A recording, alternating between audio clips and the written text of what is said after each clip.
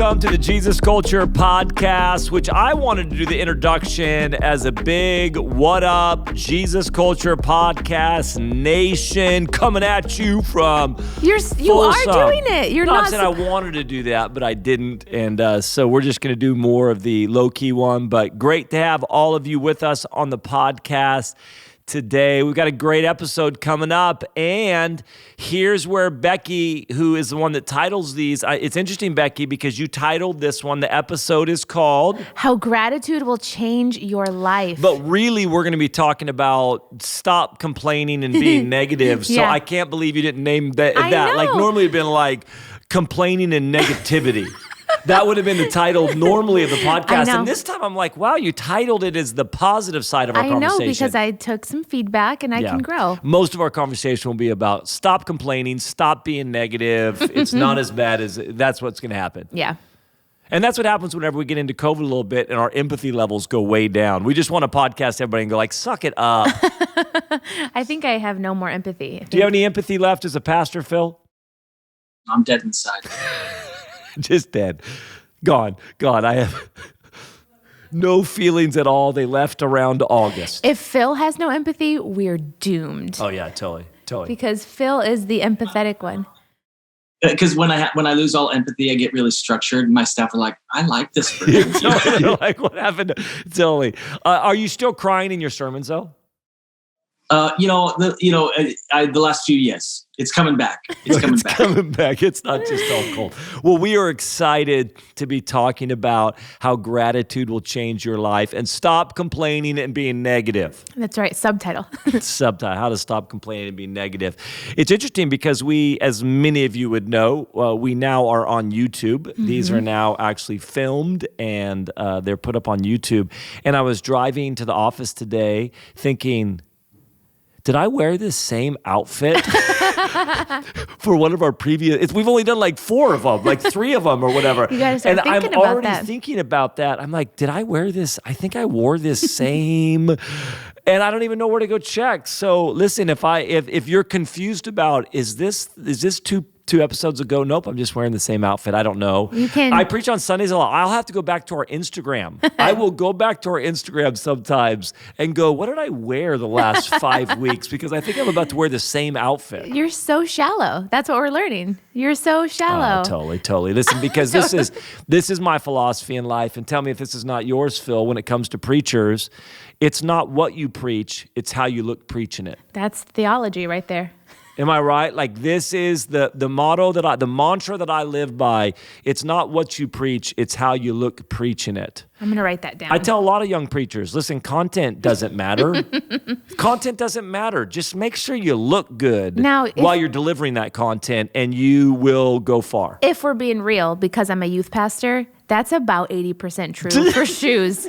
For shoes. Totally. Because they won't take you serious. And it's a bummer because I'm not an athlete. So it's like the Air Force Ones and the Off-Whites and all this. I can't even believe I know that term. Yeah. And it's amazing. I thought there's no way that teenagers value style and shoe choice that much until I was gifted a pair of Air Force Ones. Yes. And I wore them. Yeah. And Street cred. I have never been more adored by my youth group than when I showed up in nice shoes. Is this bad that I remember? I'm 44 years old, and I problem. remember as a 17-year-old in high school, my youth pastor, who I loved, great man, but he was still he would have been stuck in the 80s a little bit. And so he was like wearing like moccasins with no socks or something like that. The penny loafers. Yeah, penny loafers. Like those penny loafers with no socks or something like that. And I remember kind of looking at him going, he was probably only 30. Oh, no. And I remember going, he is so old. Oh my gosh. So yeah, it is. It's true. So listen, for all the young preachers out there, I'm not even going to charge you for this advice. It's not the content. It's not what you preach. It's how you look preaching it. That's good stuff. It's solid. I still remember this moment when I was a youth pastor that I remember I went to a high school once and I would go on campus a lot and I would hang with kids and I would meet lunches and I would just be on campus a lot. And I remember I was at lunch one time. Looked at me and just goes, "Are you a youth pastor?" Yeah. How did you know? And he goes, "Youth pastors are the only people that dress like teenagers, even though they're old." That just walked away like just. And we're talking about pastors with style. I do remember the first time I ever saw Tom's shoes. Judah Smith was preaching. And I remember I literally looked at him when he was preaching. I thought, those are the ugliest shoes I've ever seen in my entire life. Are those slippers? What are those? And I think I owned 3 pairs within the next month. Yeah, it's totally.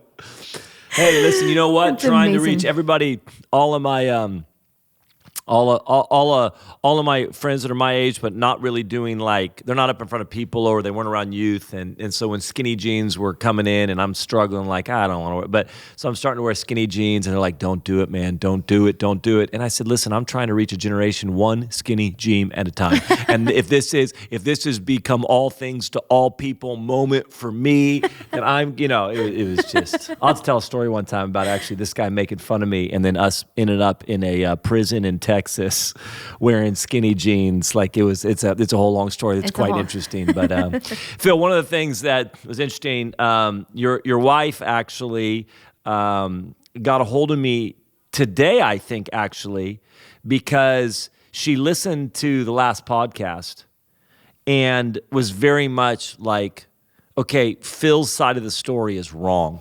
About the COVID stuff? No, about taking the trash out. Oh. And so she's like, listen, I take the trash out. Phil. And I take the trash out. But this was her phrase, and she said in all caps, she goes, I take the trash out all in caps all the time. And then she said this, unless it's cold outside, then I don't. And she was dead serious. And I said, you can't put the word all in caps and then say unless. It negates the all. But I think this is the only podcast she's ever listened to because I'm totally going to talk about CJ because she's not going to listen to this podcast. I can say whatever I want about CJ. I can paint our marriage and I can have my version of whatever story I want because she's not going to listen to this podcast. But your wife did. She's like, that's not true. That's not how the story goes. And I'm like, what? She didn't even make it past the 10-minute intro. Emily got so mad. She turned it off. That's totally what happened. Is that so? This Sunday sermon on the power of self-deception, and I'll just need to make sure my wife listens. It is amazing, isn't it? How when you look back in marriage and you have such a different view of the same story. Like such a different view of the same story. Like that's not how I remember the story at all. Yeah, absolutely. Absolutely. I think she's probably right, but in her opinion, anything under 90 degrees is cold, so it still means So let's just say right now, we'd have to really define what cold is. Yeah, and unless it's cold out in Atlanta, that's a lot of the time. Yes. Yeah, you guys, it's not like you're living in Hawaii or so Florida. can we call out each other's spouses on the podcast and just say we disagree? We disagree. Did you guys make it through your COVID quarantine? Do your kids still love you? I think so. They're happy to be back in school, back around friends, and happy to have the mom back. But yes, we survived. You made it through. Becky, do you think if you were the one that had to quarantine, would your house survive? Well, I have to give my husband some props. I should be asking the other question. If your husband had to quarantine, would your house survive? It would survive. It wouldn't be to my standards. Derek, do you agree? Derek's sitting off. If you got quarantined, would your house survive? Not at all. Not at all. Derek, is that true? Listen. Well, we have a lot to talk about today in our grumbling and complaining podcast. Absolutely. Is that true? Yeah, that's what it's called. I'm not calling it How Gratitude Will Change Your Life. That's too cush. Actually, let me rephrase. Let me before we jump into that, and if we want, we can edit that. But Becky, you're how far away from giving birth, from delivering a human being into the earth? Like 10 weeks. 10 weeks. Does that feel like an eternity? It does. Does it go quicker on your third? Well, it's the shutdown has messed everything up. I think it would have gone quicker because, you have 2 kids, you're busy and you're working. But my 2 kids have been home and we've just been home and we've been home. So. Is there anything you look forward to with childbirth? Getting it over. Just that, right? Just being done with it? Just being done with it. I'm excited about the hospital ice. I do like the hospital ice afterwards. It's a real bonus. It is. It's a real bonus, the hospital ice. But and this is my last, and I'm like, this sounds so bad. I'm not like like some women are like, I am a mom, like my all in all, and that's their career is being home with their kids, and it's beautiful. And I'm just not that way. So I'm like, okay, I know I need this third kid. Oh my gosh, are you in this thing like, get this kid out so I can get back to work? Yeah, Becky Johnson. Becky Johnson. You said the other day, like, oh, 2021 will be your last year of having a newborn. And I just had such a like, thank God moment. Nothing about me is sad, like, oh, my last baby. I'm like, let's get this. I don't know if this is a moment where you need deliverance or. We need this third kid. Let's get the third kid. We need this third kid? What, for like tax reasons? I'm like, what do we need the third kid for? Because we're supposed to have it. I need this third kid. I'm trying to check this box. Is it like a competition thing because all your other friends have 3 kids? Oh my gosh. This all needs to get edited out. I'm going to get in trouble. So yeah, I'm excited. We're not editing any of this out. I'm excited to get it over with so I can resume. So you could resume, but this is quite the year. What are you dreading? Should I be asking these questions? Because there's such different opinions on childbirth. Yes, I'm dreading. I'm competing with myself. I had a natural delivery with my last one. So I'm like, all right, I need to do it again. Like I'm competing with myself. So I'm like, I've got to, no drugs. Let's do this thing. But the whole process is just. But do you find yourself a lot more confident because you're your third one? So you have a lot more understanding of what you're. I do. I'm like, I'm going to get in, get out. Let's get this thing done. It's amazing. But you seem to be a total hippie person too. So if you could, would you be totally just having birth out in the woods with essential oils? Oh, absolutely. And yeah. Phil, some shaman if you weren't a believer, like if you weren't a Christian and knew that was demonic. Yeah, well, I have my Christian version of a shaman, my doula. She's going to come with all of her scarves and her oils. And oh my gosh. Talking about just let the natural order take over and all that type of stuff. Absolutely. So I'm looking forward to that. I'm grateful for this baby. I'm grateful that we're growing our family. This is what, gratitude. Yeah, well, we're going to talk about that right now. But I'm ready to be done. I think one of the reasons why, and if you've been with us for any length of time, really what we try to do besides tell random stupid stories at the beginning is just come alongside you and strengthen you in your walk with the Lord, and just both challenge, encourage, inspire, equip, all of those type of things. But I think that this issue of gratitude is huge, and I think it's big because we so naturally fall into ungratefulness, complaining, negativity. And it's interesting because even coming out of 2020, all the memes are like, couldn't be, it was like dumpster fire and, all the memes were like dumpster fires of 2020 or can't wait for it to be over or don't ever want to do that again or all that type of stuff. And while I understand that, I understand what they're doing, at some level we miss the part of the fact that the Bible's very clear that in all things we're to give thanks. Now, like in every situation. If you were asking Phil's wife, it'd be all things except. And that's valid because Phil's wife, when she says all in caps, she has kind of like but let me just, Yeah, so when the Bible says that, is it one of those things? Yeah, like is. All things. It is. Except and she's actually a teacher of the Bible too. She's a Bible teacher, so maybe I should let her know. But the Bible does go after this thing, so we get through things like 2020, and without even knowing it, we kind of give ourselves permission. And this is one of the things that I have like people give themselves permission to live in a space that the Bible tells them not to live in. That's the crazy part for me. Not just that, like, hey, we're struggling with a little bit, or hey, I'm working through some negativity or whatever else. But we actually just like, no, it's okay that I live in this space, even though the Bible says it's not okay. You're supposed to be thankful in all circumstances, situations, in all things give thanks. And so I think for me, just helping people walk through that, because that's a tough one. That's a tough one. And there are some things that we'll talk about today that are like, listen, it's shallow, it's first world issues, and you're ungrateful. And there's some that are like really, and like, how am I thankful in the midst of that? Our society has kind of deemed it, it kind of goes unchallenged. It goes unchecked. Like we have phrases, Debbie Downer. It's like we have common phrases, or we wrap it up in personality types where, for me, Derek's the optimist. He's the one that doesn't complain, but I'm the realist. The realist. I'm the grumbler. And it's just crazy how I think that's where that permission starts to creep in, where we just, it becomes, we normalize it. We normalize it, we protect it, we insulate it with personality types and, social acceptances and whatever else. And we do this all the time, though, with Scripture. Do not fear. It's wisdom. I'm just walking in wisdom right now. And I'm you're being like, cautious. No, I think it's fear, actually. I think there's wisdom and I think there's fear, and I think we're just kind of doing that. Phil, are you a naturally optimistic, thankful person, or is this something that you really have to discipline yourself? Yeah, no, I'm definitely more of an optimist. If anything, I have to like slow down and tell myself, oh, that really hurt and what happened wasn't okay. And I actually need to feel it. Like my tendency would be more to be dismissive than it would be to be, I've complained. I can certainly complain, but my tendency is definitely to be the optimist. Becky? That's nice, Phil. Becky, what's yours? Should I answer this for you or have Derek come over here? I think my phone is ringing. I need to go. Yeah, totally. I am a natural complainer, like bad. I mean, this is an area I need the Lord every day, every moment, every moment.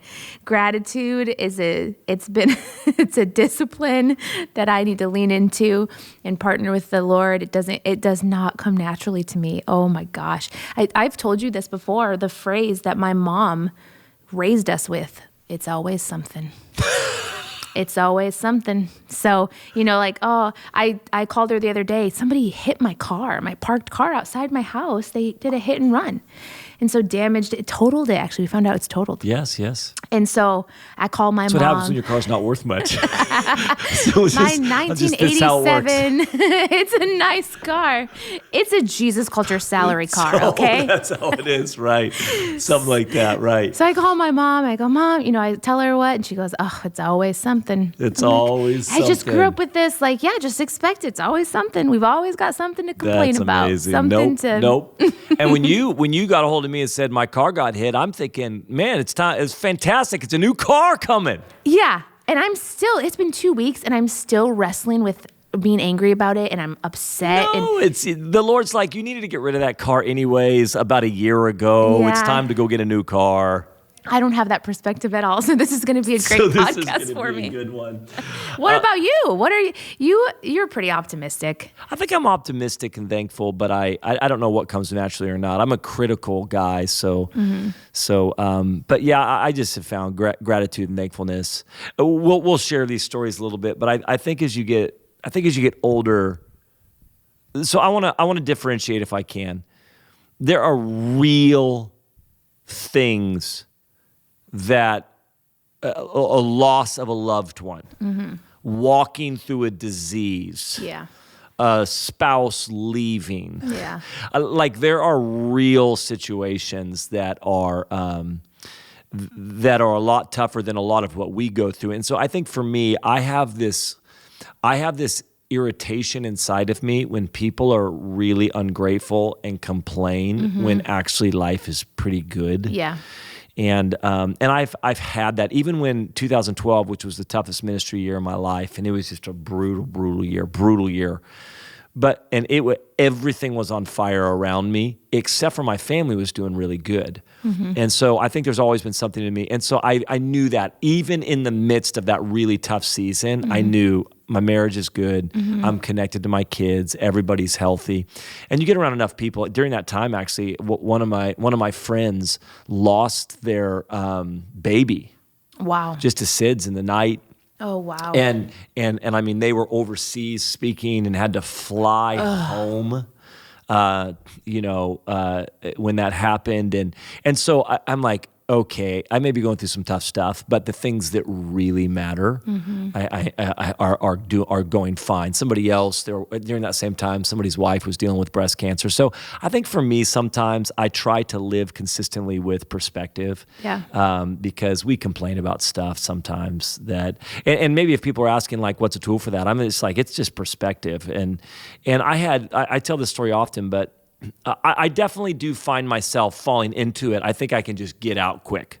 Does that make sense? I remember somebody talking about marriage one time. They said, oh, you still fight in marriage.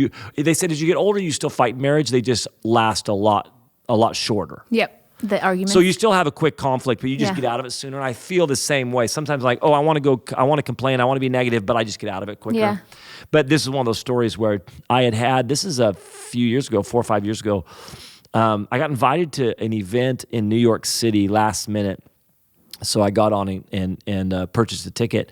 But usually because of status, because I'm flying, because of the airline I'm a part of, I always get the seat I want. I either get upgraded or I get the exact seat I want. Like I'm always sitting in the exact same seat every time because I figured out this is the perfect seat if you're not in first class.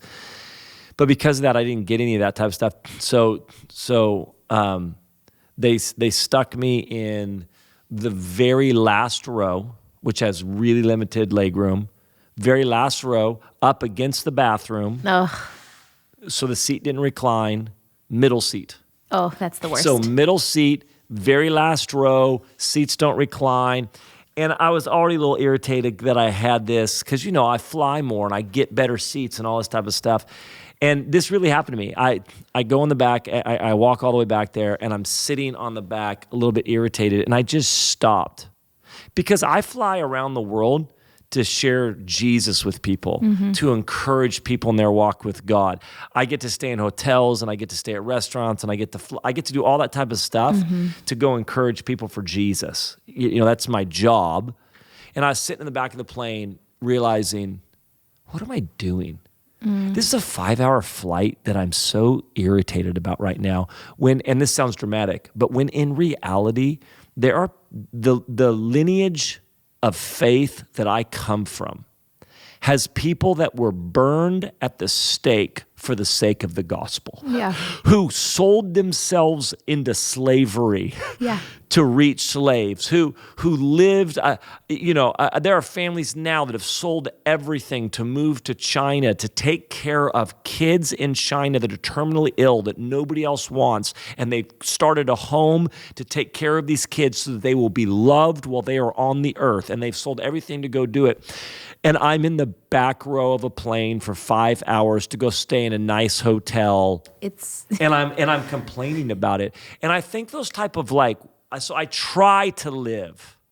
And we could talk about the theology of gratefulness and all that, but hopefully you bounce, hopefully if you can get some perspective, I'm like, the things that matter are good. And I'm really complaining about having to sit in a middle seat for 5 hours. Yeah.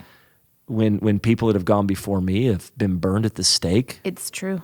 This doesn't, So I think for me, so am I naturally optimistic? I'm not quite sure, but I definitely, as I get older, try to live with some perspective. There seems to be, and just knowing you and, having a relationship, with you, I see your habits. There seems to be like a well of that you've dug that kind of allows you to pull from that often. Like you do have a really quick, you help me a quick snapback of gratitude. Like, hold on a second. And I think that's why we need fathers and mothers in our life too, because with life experience and going through situations, that's something that, especially I know young people need. I'm with teenagers all the time. I'm like, wow, so much is just, you're just not grateful. You're not grateful, which, it's something that I think you learn. And you get to dig that well as you walk with the Lord. I think contentment is a big part of this. We live in a society that's not content because they always want more. Yeah. And more is where you're going to be satisfied. So you've got to have more, and you're not there, and it's a comparison game. And they have the new this, and they have the new that, and they got that. And we don't live content. Yeah, and gratitude is really tied to that. And I think you were saying, it sounds dramatic. I think it's become too almost something. Again, growing up, it was. This is common, you don't want to eat your food at the table. Well, there are starving kids in Africa. Yeah. And that kind of, when you paint that perspective, it's almost become cheesy. Like, oh, roll your eyes. But I'm thinking no, we actually should live with that perspective. That's not. There really are starving kids in Africa. That's not cheesy. That's not ridiculous. That is where we should, Our line was always, well, then you should send it to them. Oh my gosh. That's yeah. I think, we've been taking communion, Phil. We're in the midst of 21 days of prayer, and not fasting, but prayer and communion. So every morning, 7 a.m., we get on with our church, and we've just been taking communion. And this morning, just walking through Isaiah 53, we haven't even let you talk, Phil, yet, by the way, but you'll get there. You got a good story. Isaiah 53, where you're seeing what Jesus did and how he bore our pain, he bore our suffering. He was beaten, he was bruised. Even before that, he was rejected. And all of this stuff, you just read, and he did that for me. He did that for me. What am I complaining about in life? It's so what am I complaining about in life? If Jesus did that for me. And I'm complaining about a middle seat on a plane or whatever else we complain about. I'm complaining because I didn't get that promotion. I'm complaining because somebody was mean to me. I'm complaining because I don't have as much money as the guy over there, and I'm driving a car that when it gets hit is totaled. Like, what am I complaining about? Like, it's just no perspective. Yeah. Yeah, I mean, I actually, one of the things I've learned about complaining in my own life is that complaining helps reveal that like something else is wrong.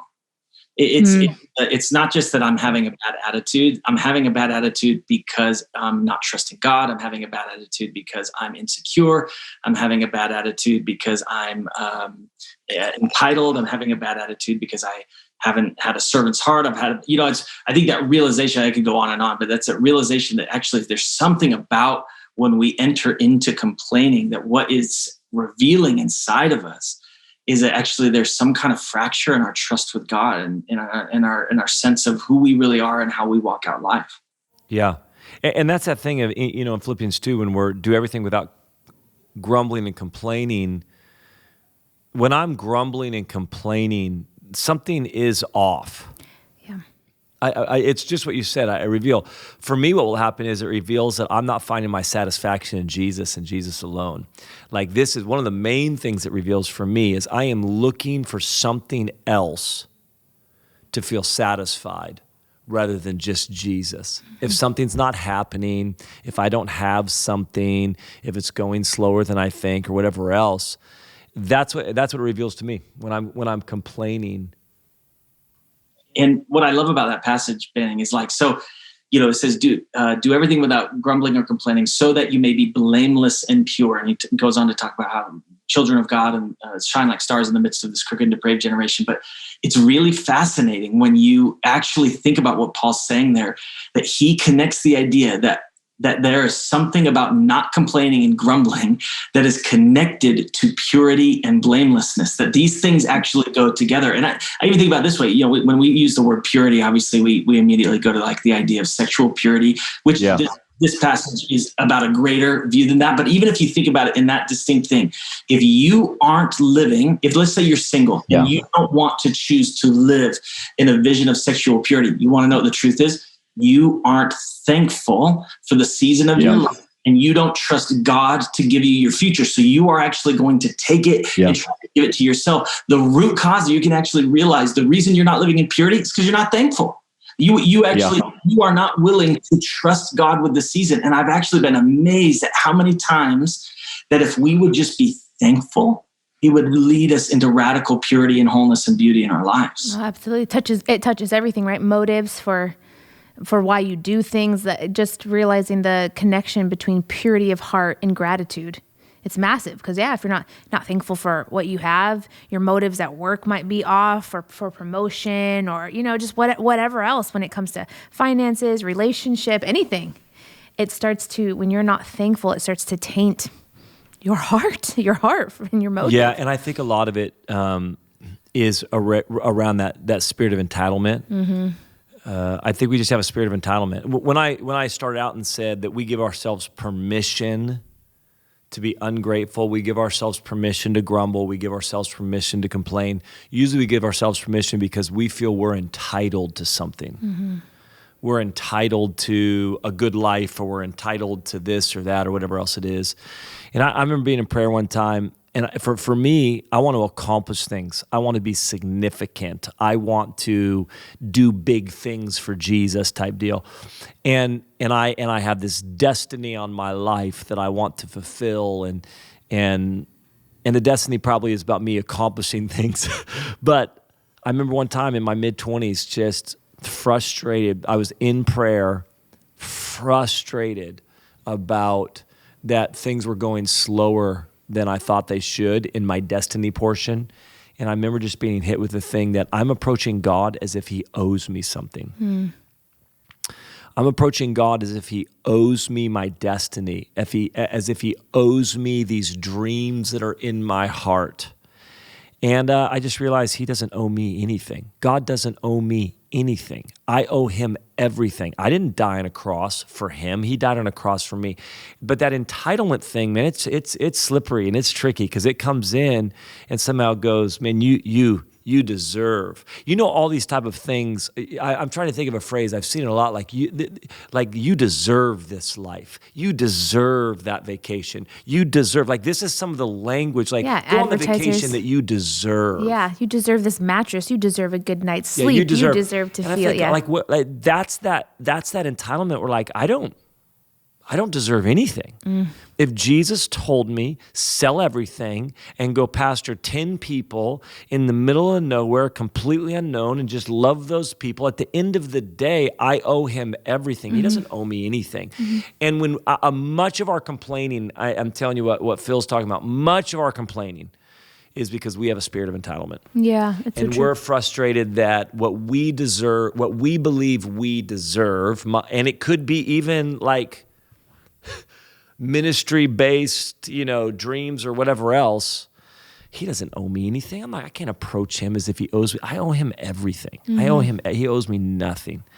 And so I think it reveals a lot of just that entitlement thing. Yeah, and not to make it political, but I think we saw in 2020 Was 2020 political? Is that what you're saying? Did something happen political in 2020? For me, I'm sitting there going, oh, the American way is very entitled. There was a lot going on, but just it was exposing even some of the roots that it's so cultural, right? Like it's such a cultural current that Which listen, I understand the concept in the national culture that you're a part of and the systems that everybody has agreed to and what we base our lives on and things like that. But when we begin to approach God like that, exactly, it's a problem. Or there's a culture of the kingdom. We actually aren't a part of our national culture. Yeah. We are, but we are a part of a greater culture of the kingdom that doesn't. There is no entitlement. There is no you deserve, XYZ. I think it's why sometimes as you get older, you look back on situations and stories in your life and you're a little bit like embarrassed. You're like, oh my gosh. Not just I can't believe I did that, but I can't believe I thought like that. Yeah.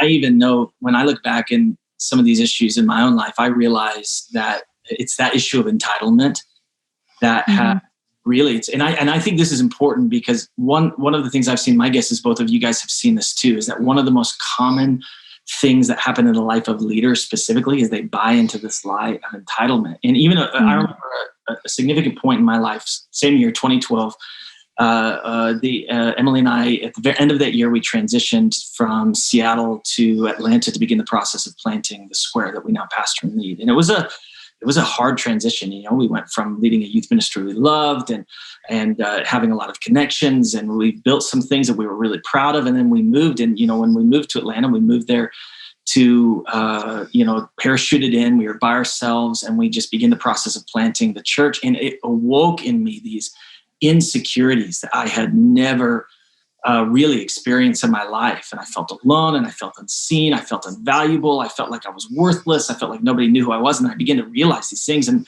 funny, I just moved to Atlanta. I kind of didn't know anyone, and Passion Conference was happening. And if you're familiar with Passion Conference, it's this massive students conference. Yeah, they do a little conference in Atlanta, Becky. They gather just a handful of college students. If you feel insecure in ministry, don't go to Passion Conference. Yeah, keep going with that story.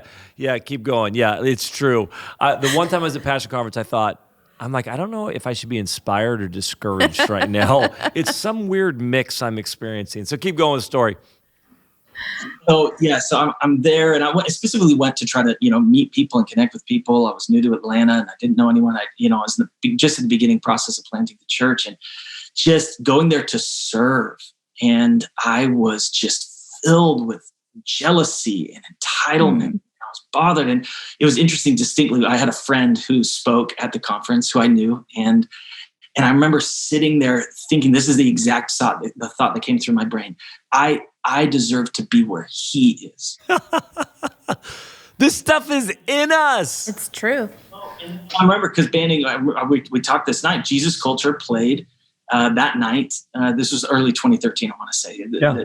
Played that night. We did deserve to be there. You earned it. These are my friends. I deserve to be there. And it was just this sudden realization of like the darkness of my own heart. And really, this is where a very important moment in my life happened, where God began to show me that I had always told him that he was enough for me, but the truth was he wasn't. Yep. God had to root that out of my life. And if I wouldn't have let that season happen, I would not be the man that I am today. Yeah. And I think we need to, again, differentiate, because this episode about thankfulness is almost dealing with shallow, entitled, complaining, and disgruntled that we feel entitled to. And there's probably a whole nother episode where we talk about what happens when you actually are walking through the valley of the shadow of death. Absolutely. Like Phil was not walking through the valley of the shadow of death in that moment. So they're almost two episodes, but I think that we almost need to deal with the shallow level of complaining, the shallow level of I deserve to be there, that entitlement, because this is what almost everybody's going through. Right. There are real situations where we even in the midst of the valley of the shadow of death, we have to become thankful. All right, Paul says, like, you still learn to be grateful. You've got to be thankful there, and that's a conversation we can have. But I just want to start over here going, I'm not even talking about whenever you have lost a loved one, whenever you've walked through divorce, whenever you walked through. I'm talking about like you didn't get the parking spot that you wanted. If you can't be grateful in the middle seat, you are going to die in the valley of the shadow of death. So and what I want, and what Phil, did you in that moment, did you catch yourself, or do you look back embarrassed? Well, okay, so this is why I think this conversation matters so much, because it's so petty, but in the moment, it does feel like the valley of the shadow of death. Totally. That's what I want to go like. Why we actually have to allow Jesus to mature us, because it's not only that we're doing something that's wrong, we're totally self-deceived. Like we're completely allowing something that isn't the level of significance it is. In the moment, this is what I'll tell you. I knew my heart was wrong, but I was still overwhelmed by it. And this thing, Becky, you're in youth ministry, and this is what I want to challenge people with, right? Mm-hmm. Because I'm like, it is subtle how it creeps in. Like our sense of entitlement, our permission that we give ourselves to complain, to be upset about something, to be jealous, all that type of stuff. It's subtle. We give ourselves permission to stay there, and it is petty, and it is shallow, and it is ungodly, and it is not the kingdom. Even Becky, and you know this because you're in youth ministry, you might be toiling away, and your group's only a certain size, and you're kind of irritated by it, and you're kind of frustrated by it, and you're missing the very fact that what an incredible honor and privilege to be able to pour my life out and be a part of shaping such critical years in the ones that are there. Yeah. So I'm not living in that mode. I'm not living in the mode of like, man, what an incredible opportunity I have. Yeah. And what an incredible privilege I have to be a part of these teenagers' story and their journey with Jesus that is going to mark in the rest of their life. I'm not living there. I'm living grumbling about how many kids were there tonight. This is how deceptive it is and how dangerous it is. This is why we can talk about the valley of the shadow of death, even though Phil thought he was there. I'm there every Tuesday night. Every Tuesday night. But it's subtle and it's dangerous when we actually give ourselves permission to grumble and complain and to be negative and to be ungrateful.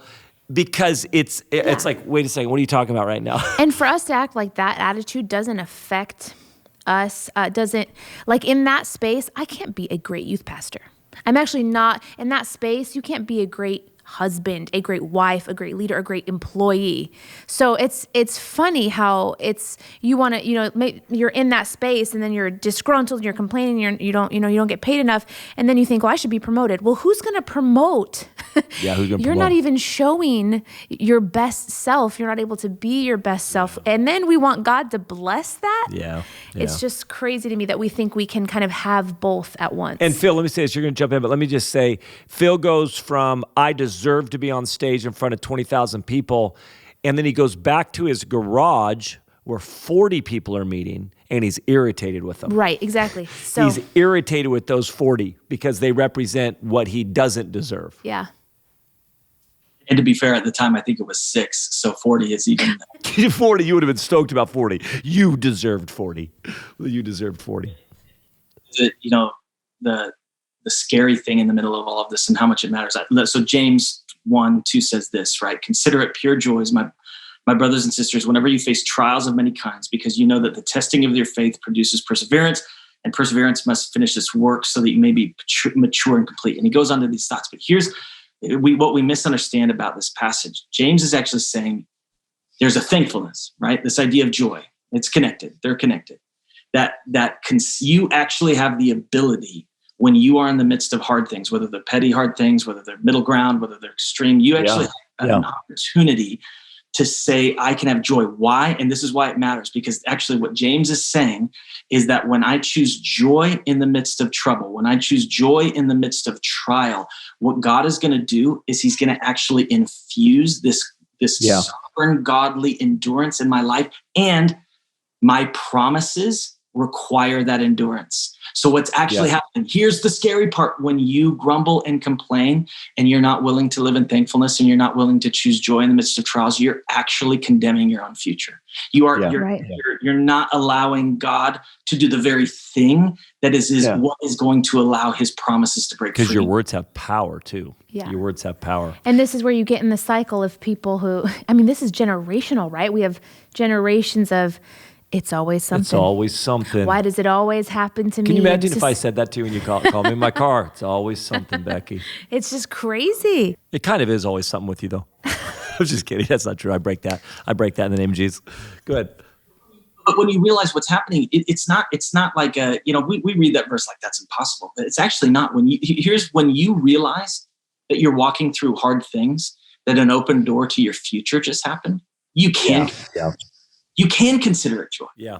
No, I agree. Something about we're only on day 3 or 4 of the 21 days of communion. Day 4. Day 4, which I've never taken communion 21 days in a row. Have you ever taken communion 4 days in a row? No, I haven't actually. Go. And so this morning, you're leading us through it on Instagram Live, and I'm thinking, and I just think I'm 4 consecutive days of sitting in the sacrifice of Jesus, and it's like I didn't even have room to think about what I don't have. I'm like, wow, so much of it is where we spend time. Yes, of course. Like we just don't That's really spend time. We don't spend a lot of time thinking about the sacrifice of Jesus. We don't spend a lot of time at the cross. What you meditate on. Yeah. And sitting in that every morning, there's been something, after 4 days, I'm like, I'm really thankful. Thank you, Jesus. Thank you, Jesus. And more in love with Jesus. It's crazy. Yeah. And just that subtle shift. And it's not like it's taken me, hours and hours and hours every day. It's 15 minutes at the top of my morning. Yeah. And I'm thinking, wow, I've spent a lot of time sitting in my lack. I spent a lot of time sitting in my disappointments, a lot of time sitting in It's why prayer and thanksgiving, it's why consistently you see when Jesus teaches about prayer in the New Testament, Paul, that it's prayer with thanksgiving, prayer with thanksgiving, prayer with thanksgiving. And I almost always try to start prayer time with thanksgiving. Wow. I always try to, and this is a whole nother episode maybe about how faith, I think, is connected to that. When you're thankful, you recognize the abundance you're coming from. When you're ungrateful, you live from lack. But I think that one of the things that I would say is, as we're challenging people, hey, don't crumble, don't complain, and don't grumble, which together is crumble, or you will which crumble. Works. Don't complain or grumble, or you will crumble. So like when the Bible says don't complain, don't grumble, the issue is that in order to really do that, you have to go radically in the opposite spirit. So much. Like, it's not just that I'm not going to complain and grumble. No. I have to radically go in thankfulness. Mm-hmm. So when I begin to feel annoyed about my finances, when I begin to feel annoyed about how many kids are showing up to youth group, when I feel annoyed that I'm not the one that's up there speaking or whatever else, that moment is not just about stopping complaining or grumbling. You've got to go hardcore core in the opposite spirit. Almost that you're getting in your car every Tuesday night after youth group and you're just sitting there and you're just saying, thank you, Jesus. I'm just beginning to go through all that. And I'm starting at the cross, right? Anytime you want to know where to start, just start at the cross. Thank you for what you did for me. Yeah. Thank you for, and I'm like radically going in that opposite spirit, because this is the thing. Like, if you want to break the spirit of poverty, you've got to go radically in generosity. It's not just like stop being stingy. Right.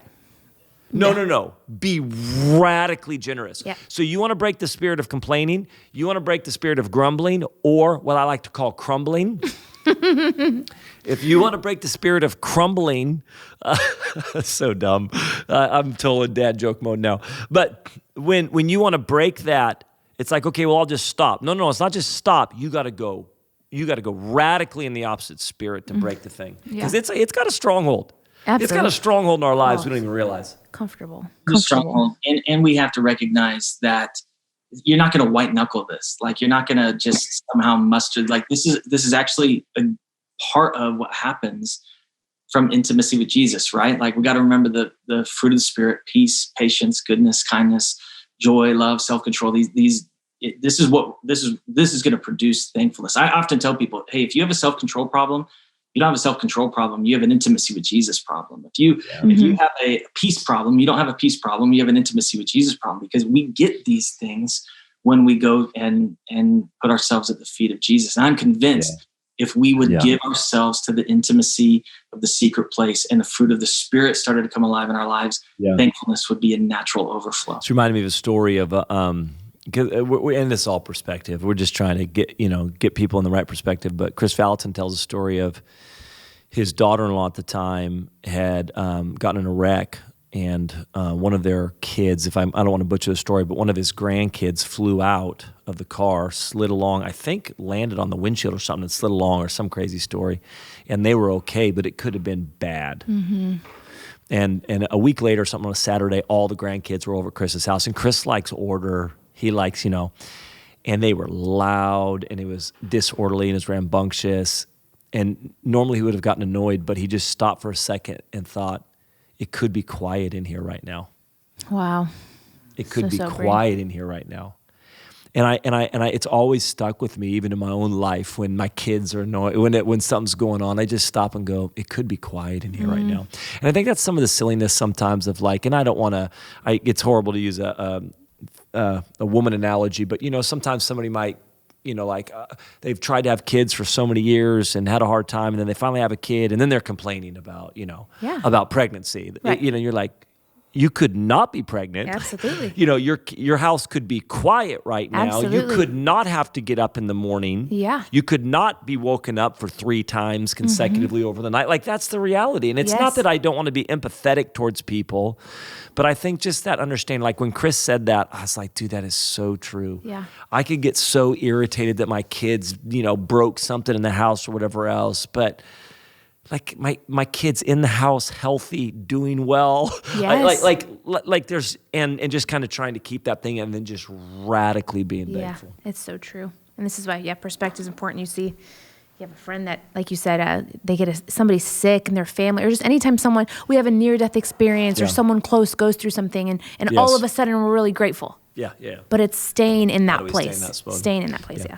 Well, Becky, what did you learn from this podcast? Wow. I mean, this is really, Phil and I have, we've already learned this stuff. Phil and I, we've already learned it. So just mainly this was for you. I'm going to get in the car every Tuesday night after Just be ready. You're going to take your communion cup. After I get through youth group. Pop open a little wafer in the juice. Oh my gosh. Yeah, I'm going to keep communion in my glove box. It's fantastic. Just take communion after youth group. Jude Fuquay said, when he was a youth pastor, everybody would ask him, did you ever want to quit youth ministry? He's like, yeah, every Wednesday night. Yeah, every Wednesday night. It's so true. Works, It's so painful, but gratitude will change Come on, take communion. Listen, honestly, this is actually a real thing. It's been great. I think that if you're dealing with that, take communion every day. I'll take communion with my family. I'll take communion. I just will invite them out. Hey, let's take communion. We just take some time just being so grateful. And it really is a powerful thing. It really just is. to remember again what Jesus has done for us. And it's funny, Becky called me out this morning on Instagram Live because, and Phil, you'll appreciate this, but we're joking around like, hey, if you weren't able to go get the elements, communion, go find what you have, Mountain Dew and Cheez-Its, that will be legal today.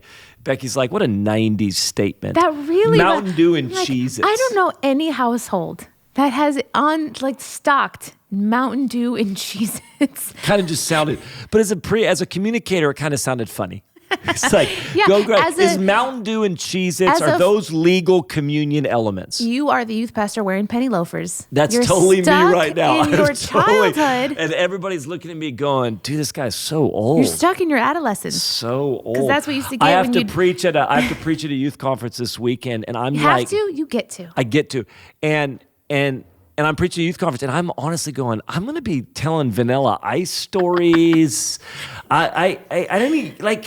Duck Hunt? What video games did you play? Was that your era? Duck Hunt? Oh, absolutely. Duck Hunt was my era. Are you kidding me? Duck Hunt, man.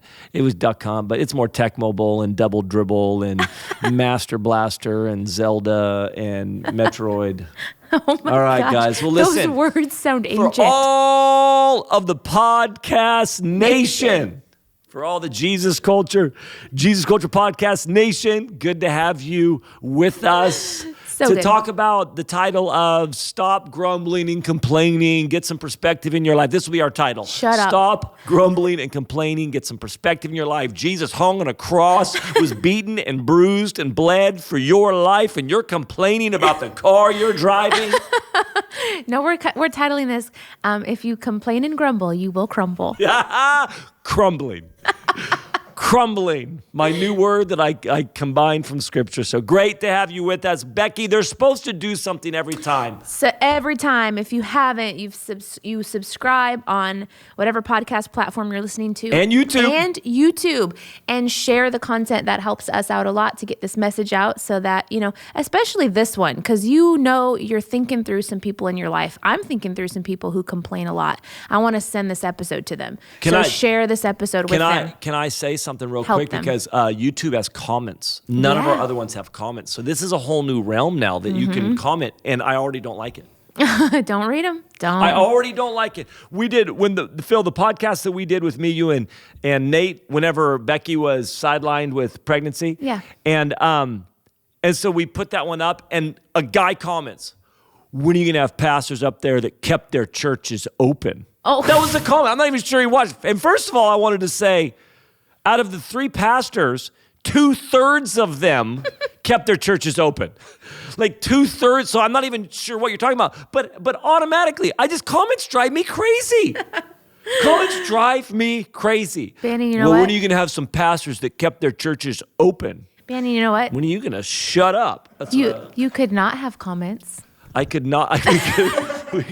We could not have comments. It could be quiet. Nobody could listen at all. No, I am going to complain right now because that's legal. We've got disgruntled listeners and watchers. We love you. We're thankful for you. We're thankful. Thank you. I'm glad there's a listener who has a problem with me. Thank you, Jesus, for molding and shaping me.